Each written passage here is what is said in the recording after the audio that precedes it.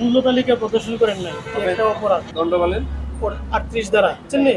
কোনো আইন বা বিধির দ্বারা আরোপিত বাধ্যবাধকতা অমান্য করে কোনো দোকান বা প্রতিষ্ঠানে সহজে দৃশ্যমান স্থানে মূল্য পণ্য মূল্যের তালিকা লটকিয়ে প্রদর্শন না করা, এটার অপরাধ হয়েছে অধিক 50,000 টাকা অনধিক আর কি।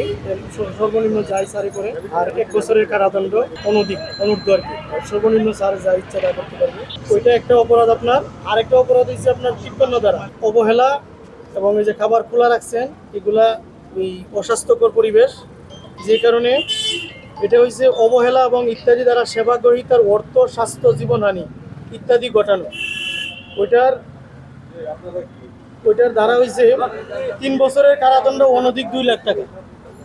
এখন স্যার দুইটা আমি ধারা দিছি, স্যার 38 ধারাটা আমলে নিচ্ছে, যেটা ওই মূল্য পণ্যের দ্রব্যমূল্যের তালিকা মূল্য তালিকা প্রদর্শন করছেন না। 220 টাকা লিখে রাখুন না দাদা।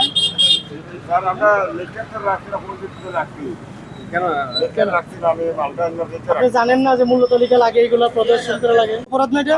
অপরাধ করছি স্যার, খোঁজে আমি এখন একটা আছে আমি জানি না, করতেছি না, করছি না, এটা ভুল বলা যায়, কিন্তু আপনি জানেন এরপরে করতেছেন না, তাহলে এটা অপরাধ। আমি বলতে শিকার হলাম স্যার।